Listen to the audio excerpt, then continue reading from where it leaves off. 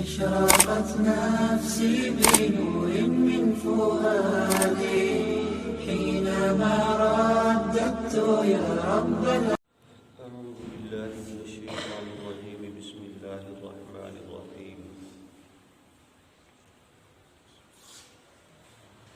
ألف لام را كتاب أحكمت آياته ثم فصلت من لدن حكيم خبير. یہ وہ کتاب ہے جس کی آیات کو دلائل کے ساتھ مضبوط کیا گیا ہے. پھر ایک ایسی ذات کی طرف سے اسے بیان کیا گیا جو بڑی حکمتوں کی مالک ذات ہے اور ہر عمل سے خبر ہے. اللہ تعبدوا الا اللہ، یہ کہ اللہ کے علاوہ کسی کی عبادت نہ کرو. اننی لکم منہ نذیر و بشیر، میں اسی کی طرف سے تمہیں خوشخبری سنانے والا ہوں اور ڈرانے والا ہوں. وَأَنِ اسْتَغْفِرُوا رَبَّكُمْ ثُمَّ تُوبُوا إِلَيْهِ، اور یہ کہ تم اپنے پروردگار سے اپنے گناہوں کی معافی طلب کرو. يُمَتِّعْكُمْ مَتَاعًا حَسَنًا إِلَىٰ أَجَلٍ مُّسَمًّى، وہ تمہیں ایک مقررہ وقت تک زندگی کا لطف اٹھانے کا موقع دے گا. وَيُؤْتِ كُلَّ ذِي فَضْلٍ فَضْلًا، اور ہر شخص کے لیے جو اس نے عمل کیا اس کے مطابق اجر ہوگا. وَإِن تَوَلَّوْا فَإِنِّي أَخَافُ عَلَيْكُمْ عَذَابَ يَوْمٍ كَبِيرٍ، اور اگر تم نے منہ موڑا تو مجھے تمہارے متعلق ایک بڑے عذاب کا خطرہ ہے.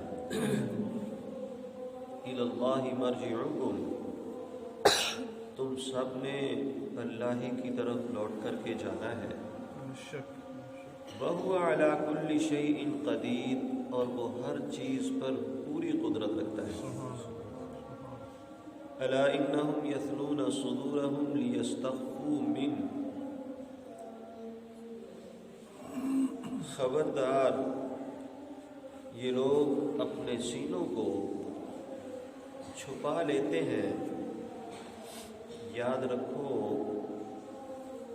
کہ اس سے کوئی بھی چیز چھپنے والی نہیں ہے. أَلَا حِينَ يَسْتَغْشُونَ ثِيَابَهُمْ، جب وہ اپنے اوپر کپڑا ڈالتے ہیں یعنی چھپاتے ہیں اپنے آپ کو. يَعْلَمُ مَا يُسِرُّونَ وَمَا يُعْلِنُونَ، وہ بھی جانتا ہے جو تم اعلان کرتے ہو اور وہ بھی جانتا ہے جو تم چھپا کر کے کرتے ہو.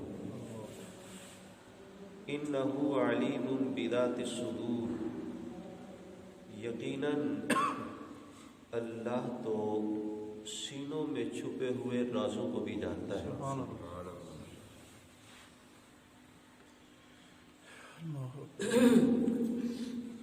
اس سورہ مبارکہ کا نام سورہ ہود ہے، اور اللہ رب العزت نے اس سورہ مبارکہ کی ابتدا بھی عقیدہ توحید سے کی.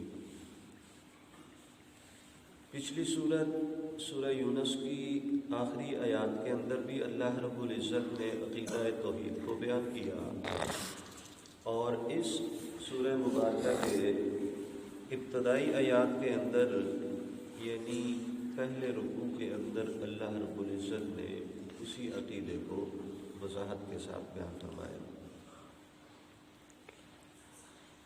اور بنیادی طور پہ اللہ رب العزت نے جتنے بھی انبیاء بھیجے ہیں، ہر نبی کی دعوت عقیدہ توحید رہی ہے۔ ہر نبی نے اپنی قوم سے یوں خطاب کیا، یا قوم اعبدوا اللہ ما لکم من الہ غیرہ، کہ اے میری قوم کے لوگوں، اللہ کی ذات کے علاوہ اور تمہارا کوئی معبود نہیں۔ روایات کے اندر آتا ہے کہ حضرت قیس بن سعد رضی اللہ تعالی عنہ جناب نبی کریم صلی اللہ علیہ وسلم کے مبارک زمانہ میں محکمہ پولیس کے انچارج تھے۔ عراق کے صوبہ ہیرا کے اندر ان کی ڈیوٹی تھی۔ جیسے آج کے زمانہ میں یہ دبئی کا جو علاقہ ہے یہ عالمی منڈی کی حیثیت رکھتا ہے، تو ایسے ہی آپ صلی اللہ علیہ وسلم کے مبارک زمانہ میں یہ جو ہیرا کا علاقہ تھا، اس کے اندر جو تجارت تھی وہ عالمی تجارت کہلاتی تھی، عالمی منڈی تھی وہ۔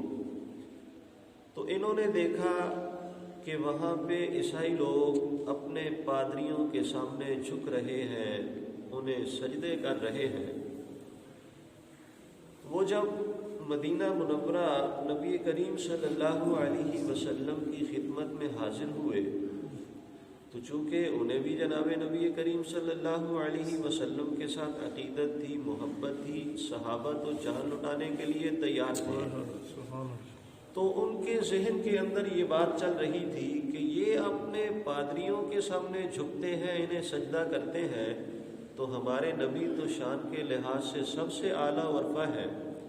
تو انہوں نے آپ صلی اللہ علیہ وسلم کی خدمت میں یہ بات عرض کی کہ یا رسول اللہ، ہم بھی چاہتے ہیں کہ تعظیماً ادباً آپ کے سامنے سجدہ کریں۔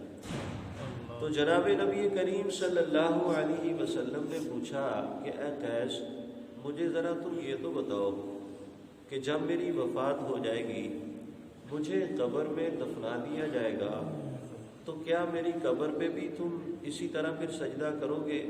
تو وہ کہنے لگے یا رسول اللہ، ایسا تو نہیں ہو سکتا۔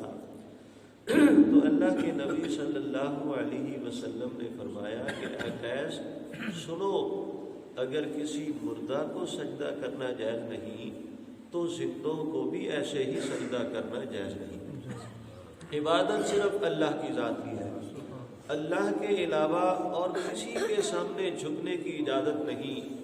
بلکہ ایک اور روایت کے اندر آتا ہے کہ صحابہ اکرام نے آپ صلی اللہ علیہ وسلم سے پوچھا کہ یا رسول اللہ، جب ہم آپس میں ملتے ہیں تو مصافحہ کرتے ہیں، ایک دوسرے کو ہاتھ ملاتے ہیں، تو کیا ہم آپس میں معانقہ بھی کر سکتے ہیں، یعنی ایک دوسرے کے ساتھ سینہ بھی ملا سکتے ہیں؟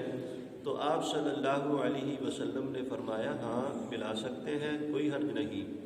تو پھر انہوں نے سوال کیا کہ کیا سینہ ملانے کے بعد ہم ادباً کسی کے سامنے جھک بھی سکتے ہیں؟ تو آپ صلی اللہ علیہ وسلم نے فرمایا نہیں، ادباً تعظیماً بھی آپ جھک نہیں سکتے، اس لیے کہ جھکنا یہ رکوع کے مشابہ ہے، اور رکوع اور سجود سوائے اللہ کی ذات کے اور کسی کے لیے جائز نہیں۔ تو جب جھکنے سے بھی اللہ کے نبی صلی اللہ علیہ وسلم نے منع فرما دیا تو سجدہ تو بڑی دور کی بات ہے۔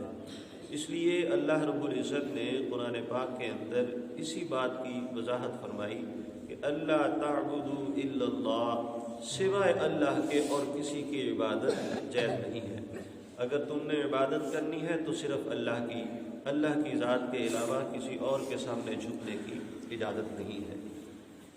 دوسرے مقام پہ اللہ نے فرمایا الا انہم یثنون صدورہم لیستخفوا من الا حین یستغشون ثیابہم یعلم ما یسرون وما یعلنون۔ اس کے متعلق مفسرین نے دو تفسیریں بیان فرمائی ہیں اور دونوں کو حدیث کی بنیاد پہ بیان کیا۔ ایک تو یہ ہے کہ صحابہ اکرام رضوان اللہ تعالی علیہم اجمعین جب قضاء حاجت کے لیے جاتے، پیشاب وغیرہ کرتے یا غسل کے لیے کپڑے اتارتے یا مباشرت کے لیے، تو وہ اپنے آپ کو، اپنے جسم کو اکٹھا کر لیتے اللہ رب العزت کی حیا کی وجہ سے، یعنی اپنے آپ کو چھپانے کی کوشش کرتے اپنے سطر کو، اپنے جسم کو۔ تو اللہ رب العزت نے اس بات سے منع فرما دیا کہ آپ کو اتنے تکلف میں پڑنے کی ضرورت نہیں ہے، اللہ رب العزت کی ذات سے کوئی بھی چیز چھپی ہوئی نہیں ہے، یہ آپ کی ایک ضرورت ہے اور اللہ نے اس کی تمہیں اجازت دی ہے، تو اللہ کی طرف سے اس کے اوپر کوئی مواخذہ نہیں۔ دوسری تفسیر مفسرین یہ بیان کرتے ہیں کہ چونکہ منافقین بھی آپ صلی اللہ علیہ وسلم کی اور صحابہ کی مجلسوں میں حاضر ہوتے تھے، تو جب وہ نبی کریم صلی اللہ علیہ وسلم کی مجلس میں حاضر ہوتے اور کوئی حکم اترتا، تو وہ اگر تو جہاد کا حکم آتا یا جہاد کے متعلق اعلاء کلمت اللہ کے متعلق کوئی چندے کا اعلان ہوتا، تو یہ بات ان کو ناگوار گزرتی۔ جہاد کرنا بھی ظاہری حالات میں اپنی جان کو خطرے میں ڈالنا ہے، اور جیب سے پیسہ نکال کر دینا بھی یہ بڑا مشکل کام ہے۔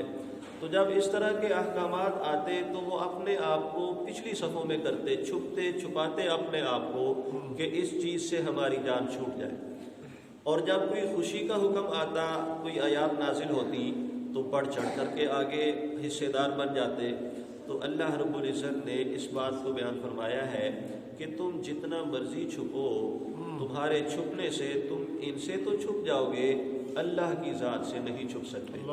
اللہ تو دلوں کے حالات کو جانتا ہے، انہ علیم بذات الصدور، وہ تو تمہارے دلوں میں چھپی ہوئی باتوں کو بھی جانتا ہے کہ باہر کیا ہے اور اندر کیا ہے۔ اس لیے اللہ کی ذات سے کوئی بھی انسان چھپ نہیں سکتا۔ تو اس لیے جب اللہ کی ذات سے انسان چھپ نہیں سکتا، تو پھر اسے اعمال بھی ایسے کرنے چاہیے کہ جب کل قیامت والے دن اللہ رب العزت کی ذات کے سامنے انسان کھڑا ہو، تو پھر اسے کسی قسم کی پشیمانی اور شرمندگی کا سامنا نہ کرنا پڑے۔ اللہ رب العزت سے دعا ہے کہ اللہ رب العزت قرآن و سنت کو صحیح معنوں میں سمجھنے کی اور اسی کے مطابق عملی